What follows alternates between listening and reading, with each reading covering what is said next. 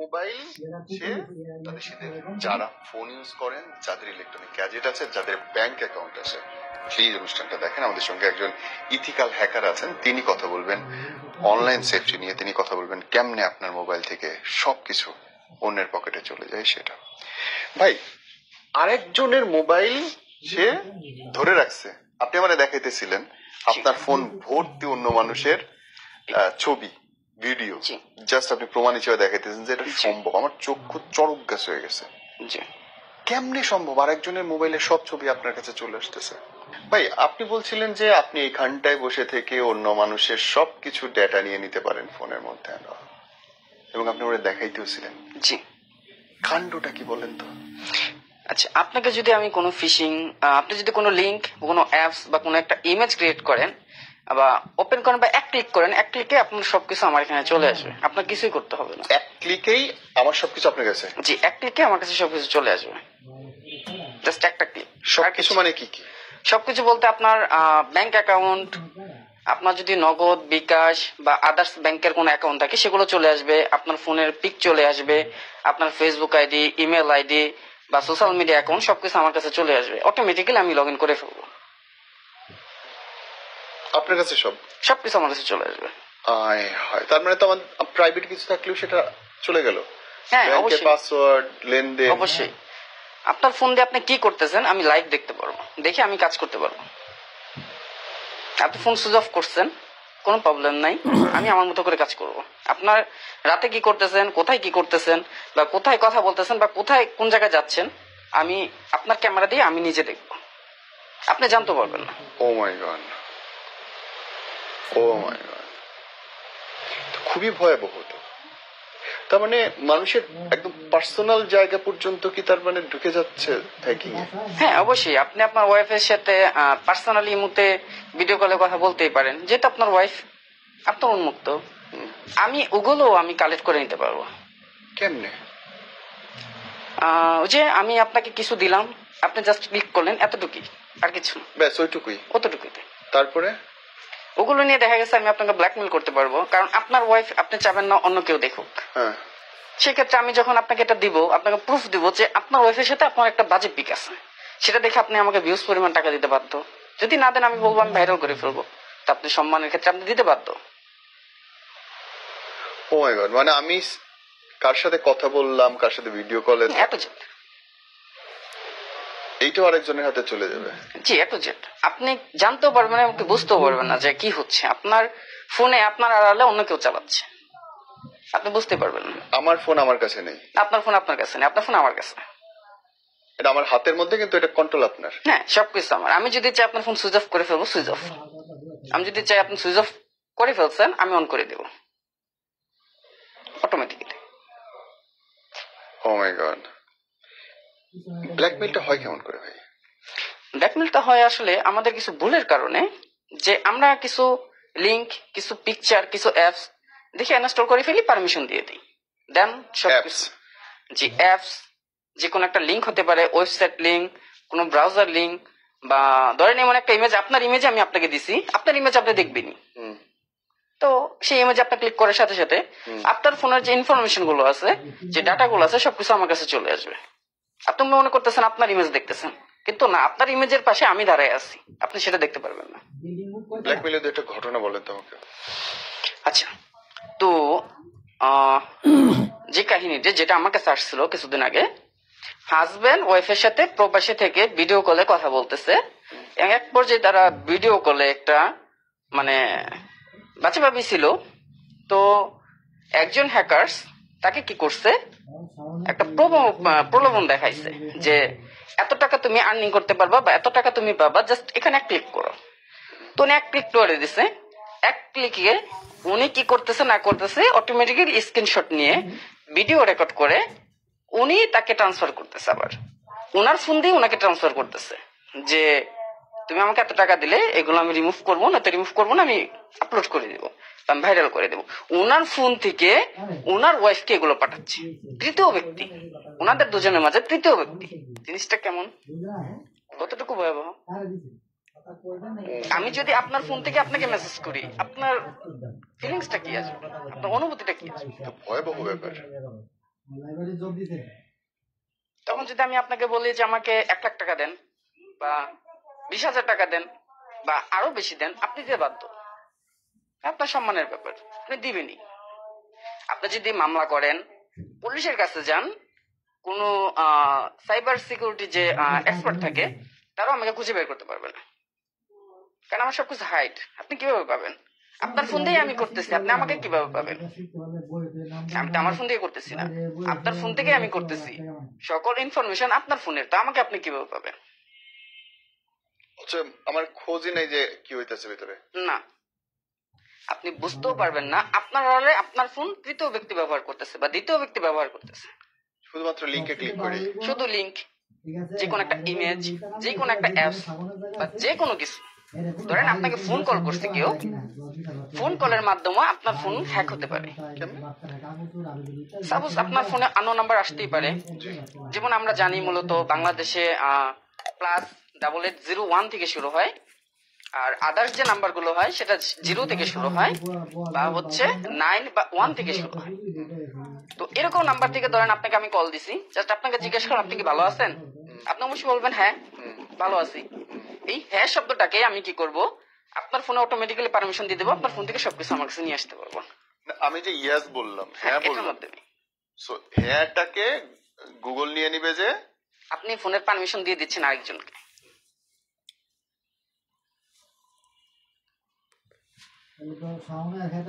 ও মাই god, আপনি কি বলতে ভয়াবহ ব্যাপার। আমি জানি না, আমার মানে শব্দ থেমে গেছে যে আমার কি বলা উচিত আমি বুঝতে পারছি না। এর সঙ্গে ব্যাংক সিকিউরিটি, ব্যাংক কি নিরাপদ না ব্যাংক অনিরাপদ? আপনার ফোনে যত কিছু আছে সবকিছু অনিরাপদ।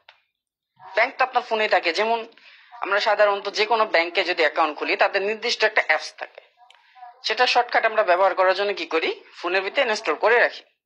তো যেহেতু আপনার ফোনে আছে, আপনার ফোন আমার কাছে আছে, তাহলে অ্যাপসটা আমার কাছে আছে না, আমি ব্যবহার করতেছি না। হ্যাঁ, এখন হচ্ছে কি আপনার পাসওয়ার্ডটা জানবো না, আপনার পাসওয়ার্ড বের করতে কতক্ষণ লাগবে? পাসওয়ার্ডটা তো আপনার ফোনেই আছে। যেহেতু আপনি লগ ইন করেন, আপনার ফোনে হচ্ছে আপনি পাসওয়ার্ড দেন, এই পাসওয়ার্ডটা আপনার ফোনে গুগল স্টোরিতে লিখে দেয়। যখন ডাটা রিকভারি করা হয় বা যখন ডাটাটা দেখা হয়, তখন ওইখানে পাসওয়ার্ডটা পাওয়া যায়। তো সেই ক্ষেত্রে ইজিলি পসিবল আপনি আপনার পাসওয়ার্ড দিয়ে দিচ্ছেন আমাকে। ও মাই গড, আপনার নিজের অজান্তে আমাকে আপনি পাসওয়ার্ড দিয়ে দিচ্ছেন, যেটা আমার পাসওয়ার্ড, আমার ব্যাংকে এত টাকা আছে, তুমি নিয়ে নাও, আমি নিয়ে নিচ্ছি। আজকাল মানুষ খুঁজে পায় না যে টাকা কই গেল, গিয়ে ব্যাংকে গিয়ে চিল্লাপাল্লা করতেছে। এখন পর্যন্ত আপনারা এটা অবশ্য জানবেন যে আমাদের বাংলাদেশের আইনে এখন পর্যন্ত এরকম কোনো হ্যাকারসকে ধরতে পারে নাই যিনি কারো অ্যাকাউন্ট থেকে টাকা নিয়ে চলে গেছে। ব্যাংক অ্যাকাউন্ট, নগদ বিকাশ না, ব্যাংক অ্যাকাউন্ট। আর নগদ বিকাশের ব্যাপারটা হচ্ছে যে এক ফোনে থেকে আরেক ফোনে ট্রান্সফার করে দেন, নেওয়ার সময় কিছু ডাটা লিখে দেয়। সেটা হচ্ছে যারা সাপোজ আপনার ফোন কলের মাধ্যমে আর কি যে ওটিপি নেয় বা ফোন কলের মাধ্যমে পাসওয়ার্ড নেয়, এটা শুধু তাদের জন্য, আমাদের ক্ষেত্রে না। আমাদের ক্ষেত্রে আপনাকে কলও দিব না আমরা, আপনি আমাদেরকে সব দিয়ে দিবে। তার মানে যে ওটিপি দেওয়া, এগুলো কি কোনো সেভ করতে কাজে লাগে? হ্যাঁ অবশ্যই। প্রথমত আমি বলবো যে যদি কোনো লিঙ্ক আছে, সেই লিঙ্কে আপনারা ক্লিক করবেন না। ক্লিক করার পর যদি কোনো পারমিশন চায়, আপনারা ফলো করবেন যে ওখানে পারমিশনটা কি চাচ্ছে, আর এই লিঙ্কের ক্ষেত্রে আমার এই পারমিশনটা কি গ্রহণযোগ্য কিনা। যেমন ধরেন আমি যদি ফেসবুকের জন্য সার্চ করি www.facebook.com, আর ফিশিং এর ক্ষেত্রে www.facebook.com হবে না, .com এর জায়গায় অন্য কিছু ব্যবহার হবে। সেটা কোনো নাম্বার হতে পারে বা সেটা অন্য কোনো ব্রাউজিং কম থাকতে পারে, কিন্তু .com হবে না। ফিশিং এর ক্ষেত্রে .comটা থাকে না। আমরা এটা কিন্তু ফলো করি না। আমরা কি করি, লিঙ্ক আসছে, ক্লিক করছি, ফেসবুক পেজে নিয়ে গেছে, আমরা ফেসবুকে লগ ইন করছি। লগ ইন করার কি হচ্ছে, এই যে পাসওয়ার্ড, এই যে ইমেল অটোমেটিক্যালি আরেকজনের কাছে ট্রান্সফার হয়ে যাচ্ছে। সবকিছুই আপনি সেম ফেসবুক লগ ইন করতেছেন, কিন্তু আরেকজনের কাছে চলে যাচ্ছে। এখন সেফটির জন্য আপনি কি করবেন, আগে ওই ব্রাউজিং লিঙ্কটাকে আপনাকে ফলো করবেন যে ওইখানে .com আছে কিনা। যদি .com না থাকে, এগুলো থেকে বিরত থাকেন। দেন আপনাকে কেউ একটা ইমেজ দিয়ে আপনাকে বলতেছে যে তোমার এই ছবিটা আমি অমুক ওয়েবসাইটে দেখছি, তুমি এটা ক্লিক করে দেখতে পারো। যদি আপনি ওখানে ক্লিক করেন তো আপনি শেষ। আপনার ফোন শেষ, আপনার ফোন আমার কাছে চলে আসছে, অটোমেটিক্যালি চলে আসছে, আমি আপনার ফোন চালাচ্ছি, আপনি বলতেও পারবেন না। তো সেক্ষেত্রে আমার এখানে ক্লিক করার প্রয়োজন নেই, আমরা এটা ক্লিক করব না। যদি ওরকম প্রয়োজন হয় যে আমার এটা ঢুকতেই হবে বা দেখতেই হবে, সেক্ষেত্রে যে কোনো সাইবার এক্সপার্টের সাথে যোগাযোগ করবেন, বা যে কোনো পুলিশ বা যে কোনো আইনি কর্মকর্তার কাছে আপনারা সেটা হস্তান্তর করবেন, করে তাদের সাথে কথা বলবেন। দেন তারা যা করার বলবে, আপনি ক্লিক করবেন না, এটা থেকে আপনারা বিরত থাকবেন। এখন যদি ধরেন কেউ করেই ফেলায়, তারপরে তার করার কি আছে? আচ্ছা, যদি কেউ করে ফেলে তাহলে সাথে সাথে তার ফোনটা ফ্লাশ করাটা জরুরি। যদি ফ্লাশ না করতে পারে, যে অনেক সময় তার অনেক ডাটা থাকে যে ফ্লাশ করার সাথে সাথে সেগুলো ডিলিট হয়ে যায়, তার করণীয় হচ্ছে তার আগে হচ্ছে ব্রাউজিং হিস্টোরি ক্লিয়ার করতে হবে। আমরা যে গুগলে সার্চ করি, সার্চ করার পরে কিন্তু আমাদের একটা হিস্টোরি থেকে যায়, সেখানে কিন্তু পরবর্তীতে আমরা লগ ইন করার অপশন থাকে। তো সেখান থেকে হিস্টোরি ক্লিয়ার করে দিতে হবে। দেন যদি আমরা কোনো অ্যাপস ইনস্টল করে ফেলি যে আমরা স্ক্রিনে সেই অ্যাপসটা পাচ্ছি না, সেক্ষেত্রে আমরা কি করব, আমাদের সেটিংস আছে ফোনের, সেখানে আমাদের অ্যাপ সেটিংস নামে একটা অপশন আছে, সেখানে ক্লিক করার পরে সেই অ্যাপসটা আমরা ওইখানে পাবো। অ্যাপ সেটিংস এ? জি। তারপর সেখান থেকে আমরা সেটা হচ্ছে ডাটা হিস্টোরি ক্লিয়ার করব, তারপরে সেটা আনইনস্টল করে দিব। ওকে, দেন আমরা দেন সেভ, ও আর কিছু করতে পারবে না। তারপরে ধরেন হচ্ছে আমি সেখানে আমি অ্যাপসটা পাচ্ছি না, যে আমার ওইখানে অ্যাপসটা নেই, সেক্ষেত্রে আমরা কি করব, আমরা প্লে স্টোরে চলে যাব। আমাদের প্লে স্টোরে প্রোটেক্ট নামে হচ্ছে একটা সেটিংস আছে, সেখানে যদি আমরা ক্লিক করি, ক্লিক করার পরে যদি আমাদের সেটা অফ থাকে সেটা আমরা অন করে দিব। অন করলে আমাদের যে ভাইরাস অ্যাপসটা, সেই অ্যাপসটা ওইখানে শো করবে, ফোনের যে কোন স্থানে থাকুক ওইখানে 100% শো করবে। তো সেখান থেকে আমরা রিমুভ করে দিব সেটা প্রোটেক্টে। হ্যাঁ, রিমুভ করে দিলে দেন আমরা আমাদের ফোন থেকে আইফোন আর গুগল দুটোতেই? জি। এখন হচ্ছে আইফোনের ক্ষেত্রে পার্সোনালি সহজে কোনো অ্যাপস ইনস্টল হয় না, আপনার আইফোনের জন্য আলাদা করে অ্যাপস ক্রিয়েট করতে হয়, ক্রিয়েট করে তারপরে তার ইনস্টল করাইতে হয়।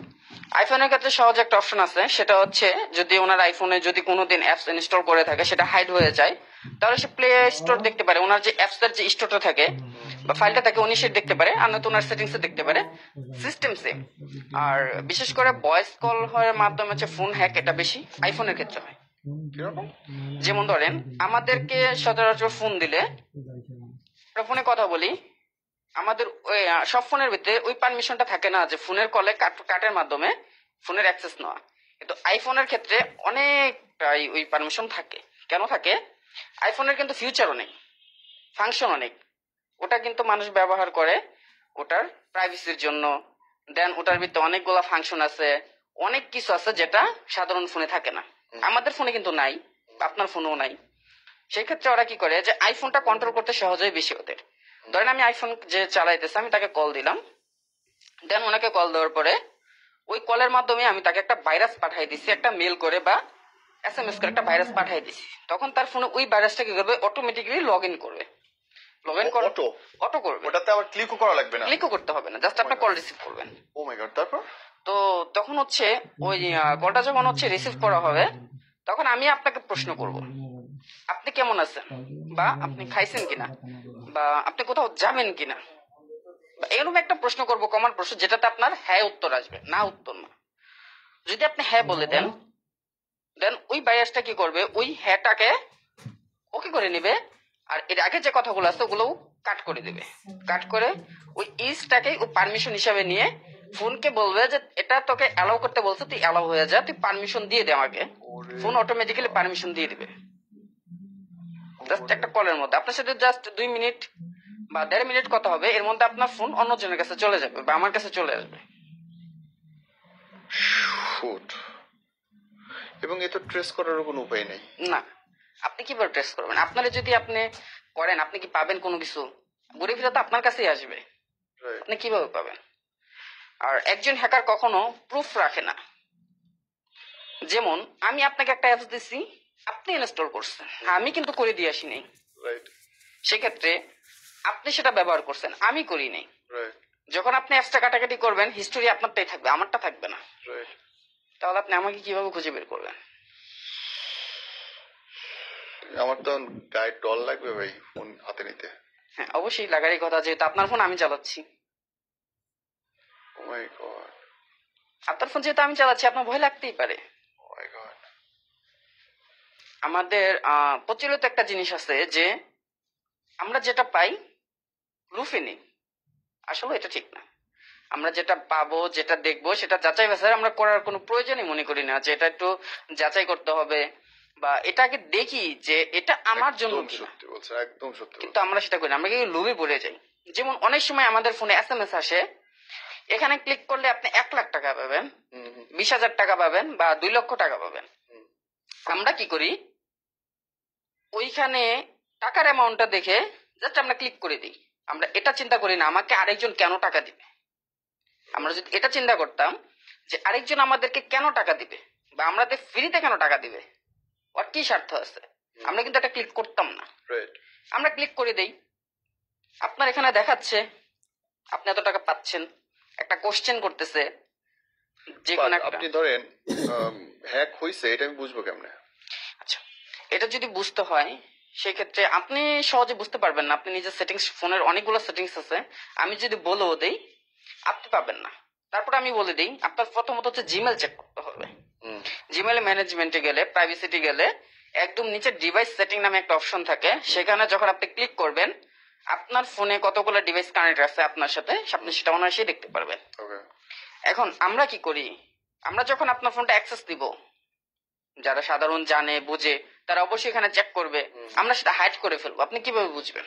ওইখান থেকে হাইড করে ফেলা যায়। ওইখান থেকে আমরা হাইড করে ফেলবো, আপনার ডিভাইস খুঁজে পাবেন না। আপনার ডিভাইসের মতো সেম ডিভাইস আমরা বানিয়ে নিব সে ভাইরাসের মাধ্যমে, আপনি মনে করবেন আপনার ডিভাইস। এখন এটা থেকে বাঁচার উপায় হচ্ছে আপনার একটা ডিভাইস একটাই থাকতে হবে, যদি দুইটা দেখায় একটা কেটে দেন। Okay. একটা কেটে দেন, আপনার দুইটা রাখার দরকার কি? আমরা কি করি, দেখ এটা তো আমারই, আমরা অবহেলা করি। এই অবহেলার কারণে আমরা কি করি, হ্যাকারদের পাল্লায় পড়ে যাই, ওদের খপ্পরে পড়ে আমাদের সবকিছু আমরা দিয়ে দিই। My God, আমার বিশ্বাস করে আমার চোখ মুখ ঘুরতেছে ব্রাদার। আপনার অলরেডি আমি কিছু প্রুফ দিয়েছি। হ্যাঁ, আমি দেখতেছিলাম এবং আমি আপনার অ্যাপসে অন্য মানুষের হাজার হাজার ছবি ঢুকতেছে, খালি দেখতেছি। এবং এই মানুষগুলো হুদাই একটা অ্যাপস ডাউনলোড করে ফেলেছে। শুধু এটা না, আমি যদি আপনাকে চাই যে আপনার ফোনে আমি একটা ইউটিউব দিয়ে দেব, প্রিমিয়াম ইউটিউব। মানুষ কিন্তু ইউটিউবে ডলার দিয়ে প্রিমিয়াম কিনে না, তারা কি চায় যে আমি যদি ফ্রিতে পেতাম, প্রিমিয়ামটা আমি ফ্রিতে পেতাম তাহলে তো ভালো হতো। এটা এপিকে নামাইনি। হ্যাঁ, তো আমি আপনাকে ফ্রিতে একটা এপিকে দিয়ে দিলাম, আপনি ইউটিউব ব্যবহার করতেছেন, তো আমার কি হয়েছে?